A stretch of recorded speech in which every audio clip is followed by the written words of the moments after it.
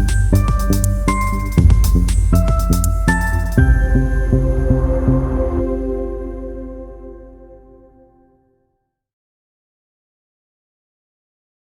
name is Adjoa Kyerematen from the National Minority Quality Forum. This is For Your Health News at the Exchange live at Essence Festival. I want to say good afternoon to everyone here in the Park and Play at the Global Black Economic Forum, as well as hi to the 5,000 people online watching this live stream. We are here with Dr. Tomlinson of Vitality Health. Okay? Dr. Tomlinson, can you introduce yourself a little bit and explain what Vitality Health is? Okay, so my name is Moo Tomlinson. Mamu is my full name, but everybody calls me Moo. And I'm the CEO of Vitality Health. We're a healthcare company. We took care of about 12 million patients last year. And we take care of people in lots of different places. Mostly in the hospital, unfortunately, but also in outpatient facilities.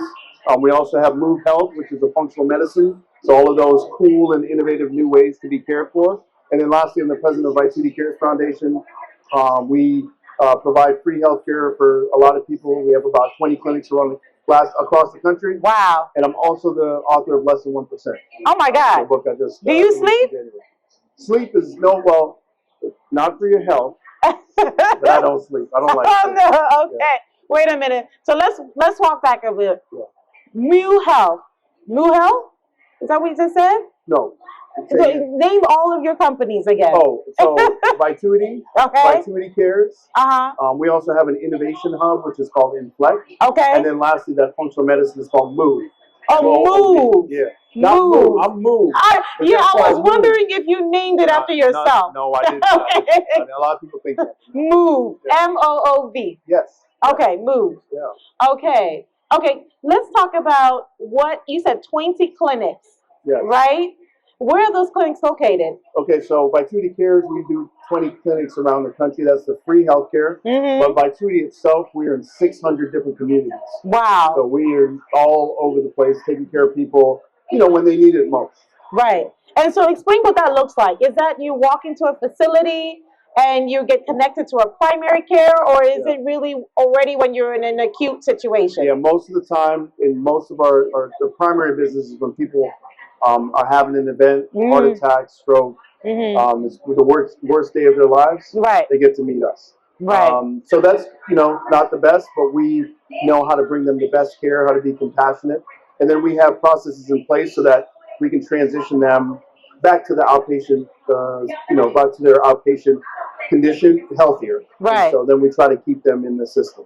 So explain about how you guys are transforming care delivery, because I think, unfortunately, a lot of folks in our community, in Black and brown communities, are used to just going to the hospital. Yeah. I have shortness of breath, or even, I'm bleeding, or there is some sort of incident that has occurred, and so you go to the hospital. Why should they be going, go to your clinics? So I don't know, all the Black males in the audience, there's one, I see one. Listen, I'm a doctor, and I hate going to the doctor. I'm just telling you, I know, for Black people especially, it's very difficult and scary. As long as I can wake up and do some stuff, I don't need to go. That's my mindset. And that's the absolute wrong mindset. Right. And so, I think the key is to make sure that we're creating awareness for healthcare that affects people in ways that they don't even know. And it's not when they just get sick that they're coming to see you. Yeah, I think there's been a lot of complaints about the health system. Yeah. The health system's really fragmented. Yeah. It's difficult to navigate. Folks feel like they go and they're being told just to take a test or whatnot. How are you guys changing things in a real way? Yeah, you got to innovate. You got to make the thing better for the people. You got, if you look at the line, well, let's look at our booth. We got there's a booth right there. We got like 4 people in our booth, and then you got 25 people lining up to listen to Beyonce. So we really need to understand that we need to make healthcare for the people. Right. You can't just create a system that works for hospitals or for physicians. You have to get it to work for the people. Because if they don't want to, if they're not getting the care delivered the way they want it, they're not going to use it. So we're in the age now of innovation, and there's all kinds of things that we can be using. So all kinds of technology. What kind of technology are you guys integrating Yeah. to advance and make healthcare faster and easier to access? So we have two big major AI projects. We have an AI project that helps with documentation and also education for the patients. So when you come in, that AI will actually listen to the encounter and create a chart. So the physician now can just focus on you. Right. You know, you don't have the physician typing while they're talking to you. So that's a really good tool. It's called Savant, Sayvant. We have another AI tool that helps with transitions of care. So you talked about sick patients and how sick patients navigate their way through. So that product does that. That's called Rely, RELY. Okay. But I would just plug for any AI product, any healthcare AI product that y'all are out there thinking about using, use it, because it's a form of empowerment. Don't be scared by it. Don't avoid it, because if you're not part of the product or you're using it, you won't know how to critique it. So I think I would just encourage using that. And it wouldn't be able to serve us, right? Exactly right. We have to feed AI in order for it to learn how to serve us how we want it to serve. Exactly right. Right? Okay, so, let's talk about that trust factor with the health system right now. What would you say needs to occur? What strategies need to occur for us to break the levels of distrust that we're seeing? So my first tenet in life is being disagreeable. So right? So Okay. the key, those who know me know that I'm disagreeable. And what that means is it's how you consume knowledge and information. It doesn't mean just going and tearing stuff up because you're angry. It just means, listen, if someone gives you some information, double check them. Ask them questions. So what the heck are you talking about? That's being disagreeable. Double check your doctor? Well, double check your doctor. Really? You better double check me. Okay. I'm saying, Okay. you gotta question everything. Right. And I think what happens in healthcare, we expect that we should just accept. But other communities don't just accept. They're continually challenging and asking questions. Why am I taking that? Why are you putting me on that? Why do I need this surgery? What are the outcomes from that surgery? So that's the first step, is be disagreeable. But then you also have to be optimistic. Right. You know that people are really trying to help you. Right. So once you get your questions answered, you have to go through with what they offer to you. But don't be afraid. I think that's part of the problem. We go in and say, "Oh, the doctor told me." No, so why? Right. What is that? Is that right? Yeah. Should I be doing that? Right. I think that's a patient empowerment that we need. So I think right now there's a lot of anxiety. There's a lot of disorder. Yeah. Particularly in the health system, we have. Let me put this way: policymakers who are introducing different ideas regarding healthcare right now. And so there's some confusion too around healthcare. Yeah. What would you say as far as how are you guys combating that? How are you using your data, especially because you all have invested in data? How are you using your data to help patients understand what is true or not, how to navigate this, fragmented system and understand, what they need to do themselves in order to be healthier? We always focus on the patient first.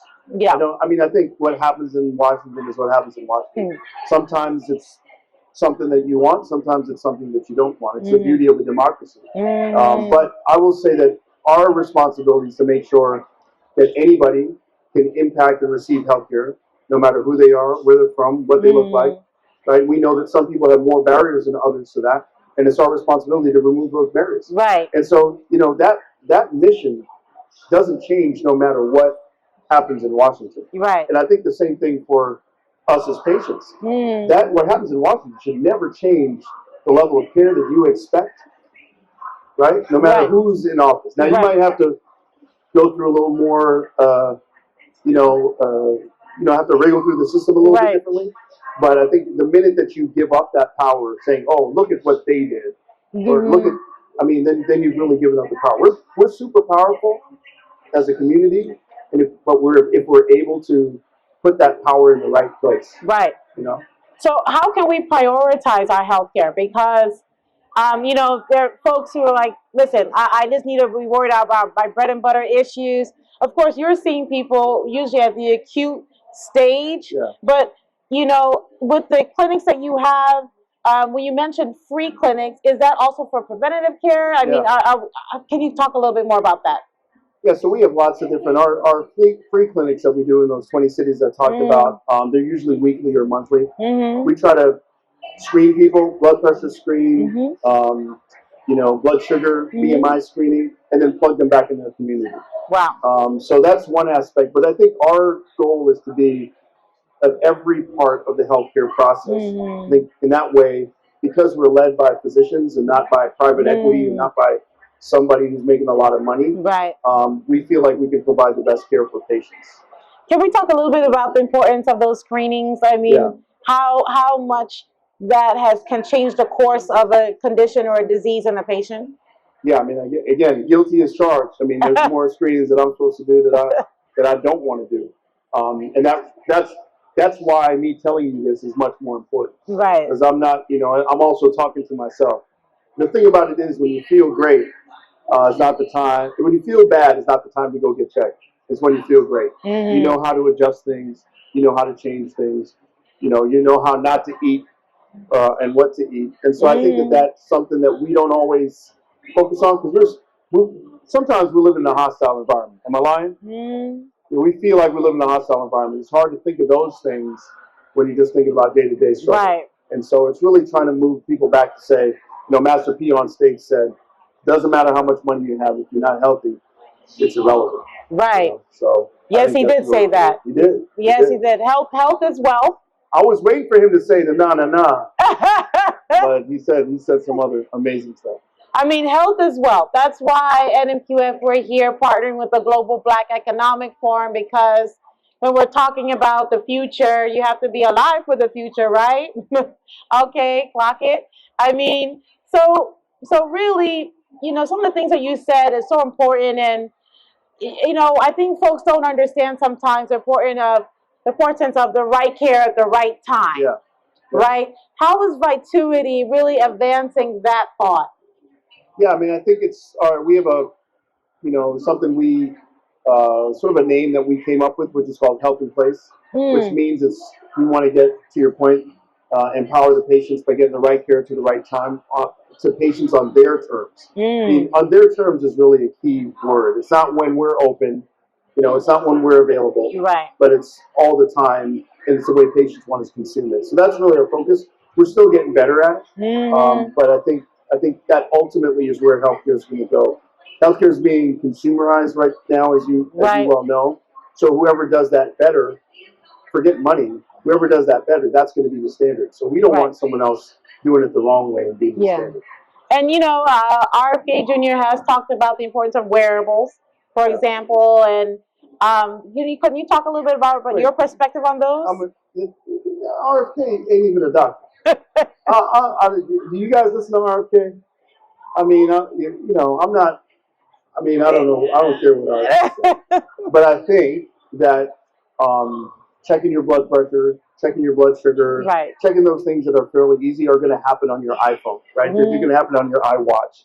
And so I think it's going to get easier and easier to do those things, and you won't need an entire lab to get that done. Right. So, but yeah, RFK. Dr. RFK. That was a trigger. Thank you. Well, you guys, I'm going to come to you in a second for questions. So think about your questions, but we're talking about the future of health here. Yeah. I believe that's the name of this section, Future of Health. And so we have here right now an innovator, that's looking like 10 years down the line, 20 years down the line of what healthcare is going to look like for our communities.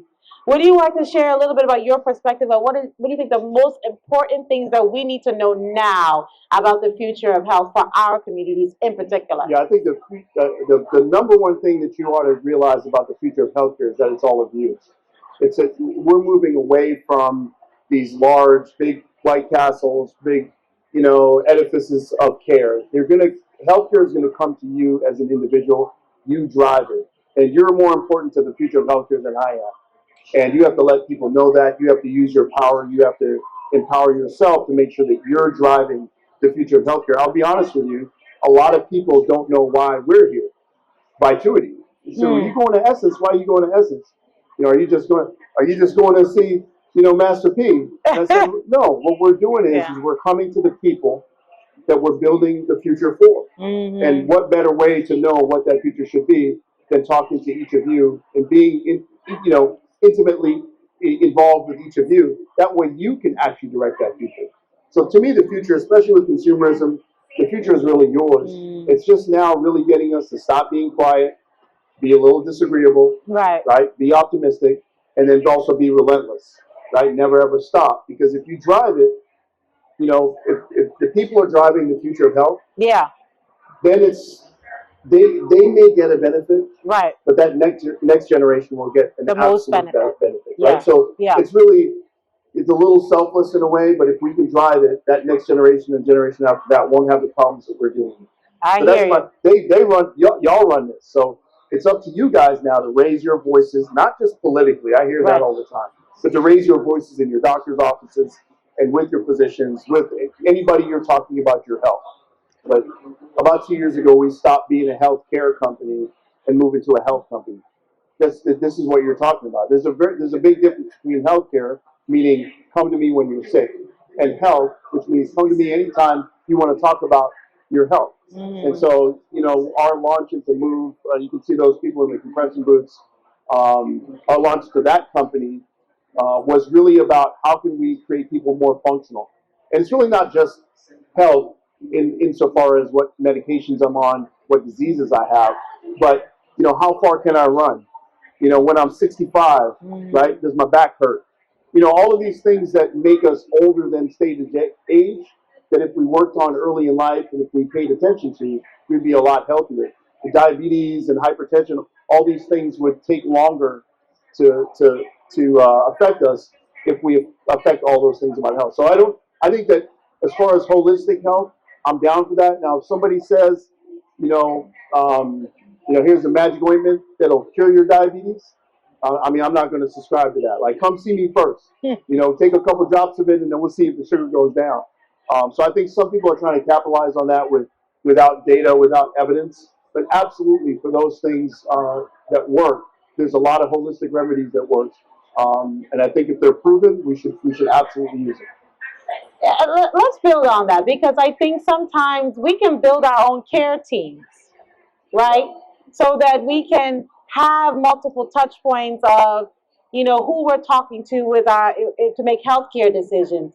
That should involve your doctor, should involve your primary doctor. Your primary doctor should know what else you're doing. What if you're taking supplements or if you're doing other things. Okay, I'm walking more. Okay, I'm eating this differently, because I think now we're looking at healthcare holistically in the sense of, it's multiple things that are happening to somebody, that may be resulting in certain outcomes. What would you like to add in regards to that, Dr. Tomlinson? I mean, what should your care team look like, for an individual, particularly for our communities? Well, I think your care team, obviously, with your primary care doctor, you want to communicate all the things you're doing, all the things you're taking. I do think, though, that what you all have seen happen, it's harder and harder to get a primary care physician, right? And then also sometimes you're not really vibing with that person. That's somebody that just is on your panel, and you might end up with me, and you're like, yo, I don't know if I like that guy. So there's going to be a lot of tools, I think, in the future that empower you. So I think part of your team is going to be you. You want whatever tech you have or whatever notes you want to keep, you want to document all your medications. And when you go to the doctor and they miss out on the medication, you're going to say, hey, listen, I'm taking this, and you didn't say anything about that. I think you should also have a family member, however they're related to you, that understands not just the particulars of your care, but also what you want as far as your life goals, right? There's my mom, who, what is she, 80, 81? She wants everything done. If she goes to the hospital, she wants a robot. She wants to come out with one eye, her own eye, and everything else is a robot. That's what she wants. Wow. That's how much she wants. My dad doesn't want anything. He wants to go, and if it's bad enough, he just wants to go away. And so I need to be responsible enough to communicate that so that he doesn't end up getting a robot and my mom doesn't end up withering away. Right? So it's just really getting people close to you that you trust, that if for some unfortunate reason you can't communicate with them, that they can communicate on your behalf.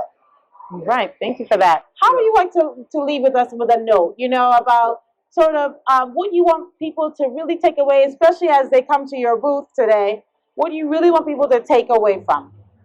I would just say, back to what we talked about before, empower each other, empower yourselves. Yes. Again, come and talk to us. We're talking about AI in healthcare. We're also talking about functional healthcare. We'll tell you more about what we're doing in communities. And so I would say empower. Empowerment is the quote of the day, or the word of the day. Thank you so much for having us. I think we're ending at the right time. Yeah. Party about to start. It is about a party about to start. So please come back for our next conversation. Thank you guys so much. Thank you.